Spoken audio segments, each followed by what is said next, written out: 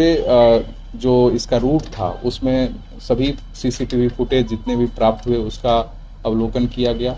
साथ ही साथ तकनीकी अनुसंधान में प्रयुक्त होने वाले सभी विधियों को लगाते हुए इन सभी अपराध कर्मियों की पहचान कर ली गई इसमें संलिप्त, और उस आधार पर मानवीय आसूचना के आधार पर साथ ही साथ तकनीकी विश्लेषण के आधार पर इसमें संलिप्त 2 अपराध कर्मी को गिरफ्तार किया गया, जिसमें से एक जो है उसका नाम है शशिभूषण सिंह, और ये बिहार विशेष सशस्त्र पुलिस जो कि BSF-5 पटना का सिपाही है।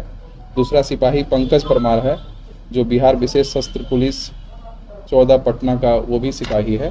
तो 2 इसमें पुलिसकर्मी स्वयं शामिल थे, और इसके साथ और भी लोग इनके सहयोगी हैं, जो कि इनका मोडस ऑपरेंडी है कि ये अपने सहयोगियों के साथ मिल करके पुलिस की वर्दी में जाते हैं, और भी लोग भी वर्दी में हो जाते हैं, और पुलिस बन करके पूछताछ के नाम पर उसको साथ करते हैं, या उनका गाड़ी अगर रहता है तो उसको सर्च करते हैं, और इस दौरान जो भी चीज़ उनके पास से मिलता है वो जब्त करते हैं और फिर उसको छोड़ करके निकल जाते हैं। तो इस प्रकार इस घटना का पूरी तरह से उद्भेदन हो गया है।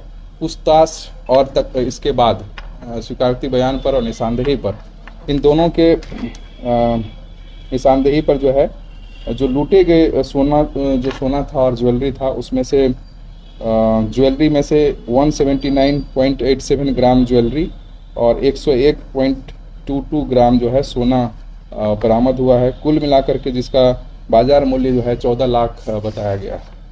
तो इस प्रकार इस कांड का उद्भेदन हो गया है। इसके साथ साथ एक गरखा थाना में भी इस प्रकार की घटना जो है नवंबर 2021 में हुई थी। तकनीकी विश्लेषण और इन लोगों के स्वीकारोक्ति बयान के आधार पर यह भी सिद्ध हो गया है कि वो घटना भी इसी ग्रुप के द्वारा की गई थी। तो अभी पूछताछ जारी है और अनुसंधान के क्रम में हम लोगों का मानना है कि इन लोगों के द्वारा और भी कई घटनाओं को अंजाम दिया गया होगा, जिसके बारे में भी आगे उद्भेदन होकर के और भी इसमें संभावना है कि कांडों का खुलासा होगा। टारगेट कैसे तय किया कि इसी को लूटना है? इनका जो बिल्कुल इनका जो ग्रुप है, गिरोह जो काम करता है, उसमें जो अपराध कर्मी के साथ साथ लाइनर भी होता है, और जो लाइनर आप समझ सकते हैं कि उसी पेशे से रिलेटेड लोग होते हैं जो कि इंफॉर्मेशन देते हैं कि कौन आदमी अभी आया है और किसको ये टारगेट बना सकते हैं। फिर ये उस पर लगातार रेकी करते हैं, और किसी दिन जिस दिन इसको सुटेबल वो मिल जाता है उस दिन ये अपराध को कारित करते हैं। इनकी कभी तैनाती छपरा में, सारण में नहीं है क्या? नहीं, इनकी अभी तक पूछताछ में सारण में, छपरा में इनकी तैनाती की कोई बात नहीं आई है। इनका जो घर है वो शशिभूषण सिंह का भकुरा साकिम है, जो कि थाना मुफस्सिल जिला आरा भोजपुर में है। वर्तमान में ये पटना में BMP 5 में है। और पंकज परमार जो है वो थाना मुरार जिला बक्सर का है, ये BMP 14 पटना में है। कौन सा जगह पर अब तक इन्होंने काम किया?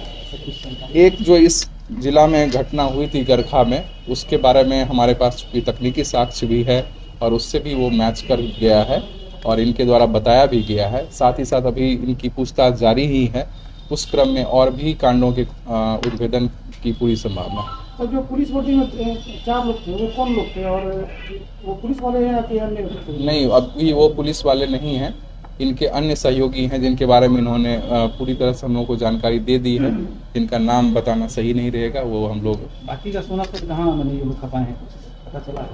अपने सहयोगियों को दिए हैं, और जिनके पास ये दिए हैं उनके उस तरफ भी हम लोगों की छापामारी जारी है, और संभावना है कि इस क्रम में और सफलता इसमें आगे बढ़ सकती है। सर, इतना सोना ये लोग खपाते कैसे? अभी जो ये सोना को भी लेते हैं तो उसको स्वर्ण व्यापारी के माध्यम से ही, जो इनके ग्रुप में ऐसे भी लोग हैं तो उनके माध्यम से ये उसको बेचते हैं और फिर उससे उसका कैश करके फिर अपना काम करते हैं। तो कैश की बरामदगी नहीं होती? कैश की बरामदगी, कैश इन्होंने बंटवारा कर लिया था और उसका कहीं अपना इन्वेस्ट कर दिया होगा। कब से लूटपाट करने कुछ बताया सर, कब शुरू किया था या क्यों इस तरह का काम शुरू किया? देखिए, अभी इसमें जैसे इनका आपराधिक इतिहास और भी कई कांडों में शामिल होना आदि चीज़ें जो है अनुसंधान के क्रम में ही स्पष्ट हो पाएगी, और ये अभी जारी है। लाइनर भी गिरफ्तार? नहीं, लाइनर अभी गिरफ्तार नहीं हुआ है। अभी जो दोनों गिरफ्तार हुआ है उसमें से एक मास्टरमाइंड इसका जो मुख्य आरोपी है वो, और दूसरा भी सिपाही है जो कि उसका सहयोगी रहा है।